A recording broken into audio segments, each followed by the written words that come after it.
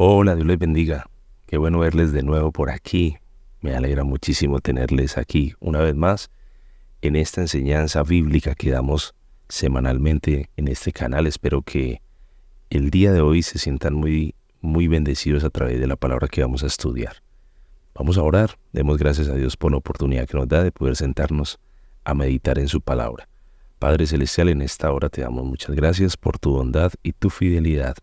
Gracias por permitirnos acercarnos a tu palabra, tener un encuentro con ella, un encuentro para ser sanados, para ser limpiados, para ser liberados de todas esas cosas que a veces como que vienen a impregnarse en nuestra vida. Pero por medio de tu palabra encontramos la limpieza que necesitamos. Gracias te damos, Señor. Gracias te doy por cada persona que se sienta a ver esta enseñanza, por cada uno de ellos que toman su tiempo para vernos. Entonces te doy muchas gracias, Señor Jesús. Te pido que les bendigas, que les guardes y que les ayudes. En el nombre de Jesús vamos a dar inicio a esta enseñanza el día de hoy. Amén. Muy bien, entonces vamos ahora sí, a entrar a analizar el siguiente capítulo, que es el Salmo, capítulo número 14.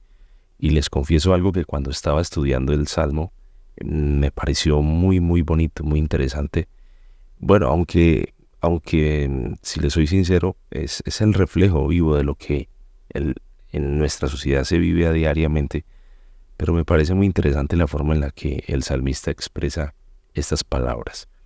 Así que vamos a analizar. El capítulo 14 lleva por título Necedad y corrupción del hombre, y tiene un subtítulo: Al músico principal, Salmo de David. Este salmo, atribuido al rey David, plantea la idea de la incredulidad y la falta de rectitud en el corazón de las personas. En el contenido de este salmo se va a destacar lo que dicen algunos hombres acerca de la existencia de Dios. Ellos hablan de que Dios no existe, de que Dios no es real, y de eso es de lo que va a hablar este salmo. Además, el salmo va a enfatizar la necesidad de buscar a Dios y de buscar la justicia en medio de un mundo de maldad que parece como que prevalece por momentos de esa maldad. Este salmo es un poderoso llamado a la conciencia colectiva, no solamente a la conciencia individual, sino a la conciencia colectiva, o sea, a todos. Es una denuncia que señala y expone los pecados que corrompen, esos pecados que corrompen y que erosionan las bases, los principios de las sociedades.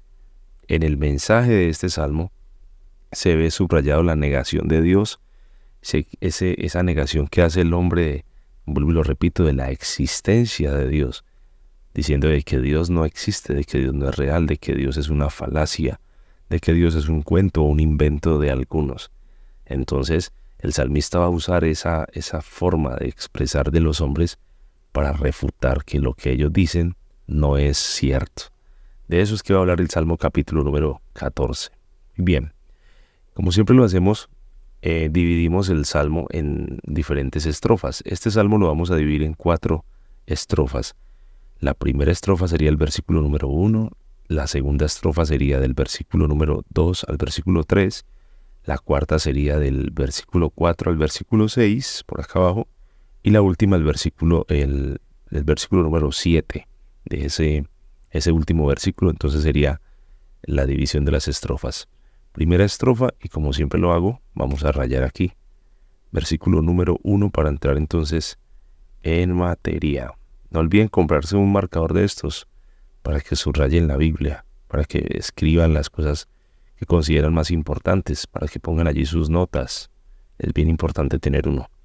Dice el texto, versículo número 1. Dice el necio en su corazón, no hay Dios. Se han corrompido, hacen obras abominables, no hay quien haga el bien. Este primer versículo va a revelar el tema principal del todo el Salmo. La razón de la condición deplorable del hombre es la declaración negativa hacia Dios. Escuchen eso. La razón de la condición deplorable de los seres humanos es su declaración negativa hacia Dios. Por eso él dice el necio en su corazón, no hay Dios. La palabra necio, esta palabra necio, viene de una palabra hebrea que es naval. Y naval quiere decir fatuo, insensato, loco o perverso. Ese naval lo podemos encontrar Ahí en una de esas tantas historias del primer libro de Samuel, ¿recuerdan la historia de Nabal? Ese Nabal que David bendijo y David ayudó en algún momento cuidando sus rebaños, pero cuando necesitó ayuda y envió a alguien para que le dijera a Nabal que les ayudara, la respuesta de Nabal fue: ¿y quién es David? ¿Quién es ese? Ese Nabal es necio, es un hombre insensato, que no tiene sensatez, que no tiene cordura, es un loco, es un perverso. Dice el necio en su corazón: no hay Dios. Ese necio entonces va a decir, se atreve a decir: Dios no existe. Esa declaración es la causante de todos los males que aquejan a la humanidad. El ser humano vive como vive, en su condición deplorable, en su inmoralidad, en su pecado, en su falta de amor, en todo lo que hace, porque el hombre ha dicho: Dios no existe. Ese es el problema del ser humano, que ha dicho: Dios no existe, Dios no es real. Entonces la causante de todos los males del hombre es ese. Todo se destruye, todo se daña, porque cuando el hombre se olvida de Dios, todas las cosas funcionan mal, nada sale bien. Cuando un ser humano se olvida completamente de Dios, todo lo que haga va a salir mal, no va a prosperar, no puede seguir adelante, no puede. Espiritualmente su vida será un caos tremendo. Pero sigue diciendo: se han corrompido, hacen obras abominables, no hay quien haga el bien. Se han corrompido se han depravado, han destruido, han acabado. ¿En un estado de qué? En un estado de descomposición. Y no solamente eso, sino que hacen obras abominables. Esto de que hacen obras abominables es que ante Dios se hacen detestables con sus acciones. O sea, cuando Dios los mira y ve que están haciendo cosas, ese tipo de cosas que a Él no le agradan, los mira de alguna forma como lo decíamos creo que fue en otro de los capítulos anteriores, los detesta, como que los aborrece, porque lo que hacen no le agrada. Son obras abominables. Y termina David diciendo entonces la última frase: no existe para David, dice, no hay quien haga ¿qué? El bien.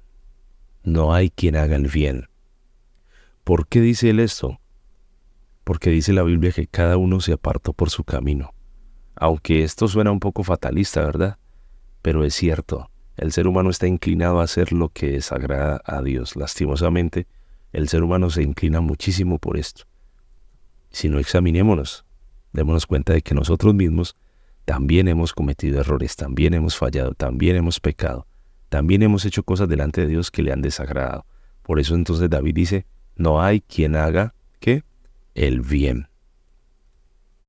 Entramos a analizar entonces ahora la segunda estrofa, que sería del versículo 2 al versículo número 3. Esa es la segunda estrofa, del versículo 2 al versículo número 3. Y esta segunda estrofa, lo que podemos analizar es que el Señor ha evaluado la actitud de las personas desde el cielo, como si Él estuviera en una especie de balcón. ¿Para qué? Para tratar de identificar o de distinguir a los que no se hubiesen contaminado con el pecado, con las actitudes y con las acciones pecaminosas. Sin embargo, según lo que ve el salmista, es que el Señor no encuentra ni siquiera uno que no se haya contaminado. Vamos a mirar, dice: Jehová miró desde los cielos sobre los hijos de los hombres, para ver si había algún entendido que buscara a Dios. Jehová miró. La palabra miró aquí, o mirar desde el hebreo, es chakaf, y ese chakaf quiere decir inclinarse hacia afuera, como desde una ventana. Es como si él se hubiese levantado a mirar desde una ventana para encontrar desde el trono, desde su cielo, a alguien aquí en la tierra que fuera entendido, que lo buscara, y no encontró, no halló a ninguno. Jehová miró desde los cielos sobre los hijos de los hombres. Esto de sobre los hijos de los hombres es sobre la humanidad. Miró desde la humanidad, desde el pasado y hasta el futuro. Le dio una mirada exhaustiva a la raza humana. ¿Y para qué la ha examinado? Pues aquí dice: para ver si había algún entendido que buscara a Dios, para ver si había. Esta palabra había, en el hebreo, el verbo haber no está conjugado en tiempo pasado, sino que este verbo en el hebreo está conjugado en tiempo presente.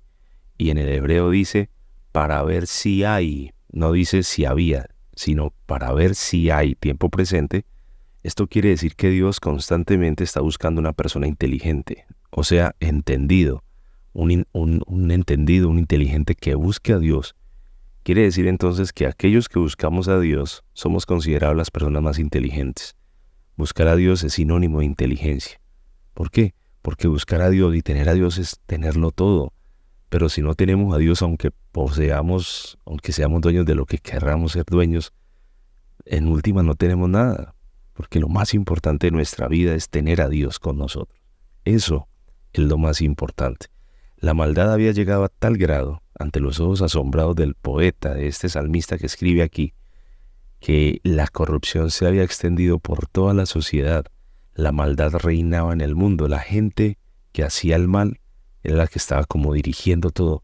Por eso entonces él dice que el Señor se levanta desde su trono y mira hacia los hijos de los hombres a ver si hay un entendido, y se da cuenta que no hay absolutamente nadie que quiera buscarlo a él. Todos se desviaron a una, se han corrompido. No hay quien haga lo bueno, no hay ni siquiera uno, dice él. Todos se han alejado, eso de todos se desviaron es que todos se alejaron. Unidamente a una es en un mismo sentir, se alejaron todos. Unidamente se han corrompido. No hay quien haga lo bueno. Esta frase se puede entender más o menos como de la siguiente manera. Como cuando vamos a un supermercado a comprar algo y no lo encontramos, y entonces nos enojamos y tratamos de hablar con el que está despachándonos, el cajero, y le preguntamos y le decimos, no hay ni siquiera uno de estos que necesito, y el cajero nos hace seña de que no hay más. Esto es más o menos lo que David está allí, está sintiéndose tan ofuscado de saber que no hay ni siquiera uno entre los mortales que realmente se pueda considerar bueno o que haga lo bueno. No hay quien haga lo bueno, no hay ni siquiera uno, termina diciendo él. Voy a subir un poco más la Biblia para que miremos entonces los siguientes versículos, del versículo número 4 al versículo número 7. Entraríamos a analizar la tercera estrofa, que sería del versículo 4 al versículo número 6. Y dice el versículo número 4, es una pregunta: ¿no tienen discernimiento todos los que hacen iniquidad, que devoran a mi pueblo como si comiesen pan, y a Jehová no invocan? Eso de no tienen discernimiento es, ¿acaso son tan ignorantes los perversos? ¿Acaso no tienen la capacidad de diferenciar o de conocer entre lo bueno y lo malo? ¿Acaso no tienen la capacidad de razonar ellos? Eso es lo que está diciendo, no tienen discernimiento todos los que hacen iniquidad. ¿Y por qué dice eso? Él dice, que devoran. Ese devorar es que destruyen o que oprimen a mi pueblo. ¿Y que lo devoran cómo? Dice, como si comiesen pan. Esta frase aquí hace alusión como a una metáfora, ¿no? Él dice que estos perversos devoran a su pueblo como si estuviesen comiendo pan. Para esa época no había los conceptos que manejamos hoy de etiqueta cuando nos sentamos a comer, que lo hacemos de una manera educada, formal. No, para ellos era meter las manos en el plato y comer y mandar el bocado rápidamente a su boca, ingerir el alimento, y a veces lo hacían hasta de manera así no tan agradable. Entonces David está expresando de esa forma, que ellos cogieron al pueblo y lo devoraron, lo destrozaron, lo dañaron con mucha fuerza, que devoran a mi pueblo como si comiesen pan, y a Jehová no invocan. Quienes actúan con violencia rechazan ese diálogo con Dios, ese diálogo con Él, esa conversación con Él. No se dan cuenta de que cuando se habla con Dios, Él se puede manifestar. O sea, están desapercibidos completamente de que Dios puede contestar. Versículo número 5 dice, ellos temblaron ¿de qué? Temblaron de espanto, porque Dios está con la generación de los justos. Ellos temblaron de espanto porque Dios está con la generación de los justos. Ellos sentirán temor. Eso de temblaron de espanto es que ellos sienten mucho miedo a causa de una presencia.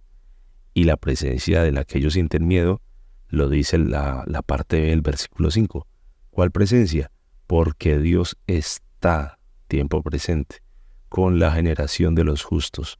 Estos perversos sienten miedo de esa presencia porque Dios está con la generación de los justos, porque la presencia de Él está en medio de ese linaje de los que hacen justicia, que desde el concepto de David tal vez son pocos, pero a esos pocos Dios les acompaña con su santa presencia. Esa presencia obviamente para el enemigo va a infundir siempre terror, espanto. Versículo número 6. Del consejo del pobre se han burlado, pero Jehová es su esperanza. La gente que actúa fundamentada en la maldad se burla de los planes de los pobres. Y estos pobres son los pobres ¿de qué? De espíritu. Pero lo que no saben ellos es que, aunque son pobres, aunque son menesterosos, aunque son débiles, ellos tienen una confianza y su confianza está puesta ¿en quién? En el Señor. Su confianza está puesta en el Dios Todopoderoso. Como decimos aquí en Colombia, aquí usamos una frase, aquí decimos, ¿para qué más? Si el Señor es nuestro refugio, ¿cierto? ¿Para qué más? O como lo diría el apóstol Pablo, si Dios es por nosotros, ¿quién contra nosotros? Pregunta él. Versículo número 7, la última estrofa, y voy a subrayar, ya para entrar en la parte final del Salmo. Dice David, «O que de Sión saliera la salvación de Israel, cuando Jehová hiciere volver a los cautivos de su pueblo, se gozará Jacob y se alegrará Israel». En este último versículo vamos a encontrar unas palabras casi que proféticas, ya que hacen referencia al momento de la cautividad del pueblo de Israel en Babilonia, ese periodo de desolación, ese periodo de derrota, de destierro. Para los que no conocen la historia, les voy a dejar de tarea que vayan y busquen qué fue eso de la cautividad de Israel. «O que de Sión», dice él, «o que de Sión saliera la salvación de Israel». Qué bueno sería, dice él, que la salvación viniera del que habita en el lugar santo. Es una clara alusión a la esperanza mesiánica. Esa intervención liberadora de Dios, esa intervención va a generar ¿qué? Va a generar gozo, va a traer paz, va a traer alegría al pueblo de Israel, que también era conocido como Jacob. Cuando Jehová hiciere volver a los cautivos de su pueblo, cuando el Señor restaure, cuando el Señor vuelva a darle restauración. ¿A quiénes? A los que están cautivos. La palabra cautivos viene del hebreo shebut, que quiere decir prisioneros. Se gozará Jacob y se alegrará Israel. Será un momento de júbilo, de alegría y de gozo, porque han sido liberados de la cautividad. Por eso se cree entonces que este fragmento, el último versículo, es una expresión profética de lo que va a suceder muchos siglos después. Con esta expresión de David, entonces entramos ya, finalizamos más bien el Salmo. Qué bueno que usted se pueda dar la tarea de sentarse a analizar el Salmo capítulo número 14, que medite lo que dice David, que los hombres han negado la existencia de Dios y por ende esa negación ha venido a traer una consecuencia. ¿Cuál consecuencia? Que todo ha funcionado mal, que se han pervertido, que se han corrompido, que no hay nada bueno para ellos porque han dejado a Dios. Que no nos pase eso a nosotros, sino todo lo contrario, que podamos decir, Dios es el centro de nuestra vida. Espero que les sirva mucho esta enseñanza, espero que Dios me los bendiga a través de este breve estudio, y bueno, nos vemos en otra próxima oportunidad. No olviden suscribirse, suscríbanse, déjenme por aquí también un comentario, déjenme un like, compartan el video, que esto va a hacer que muchas personas más tengan esta posibilidad también de estudiar con nosotros esta palabra. Que Dios me los bendiga y bueno, nos vemos en una próxima oportunidad. Chao, chao.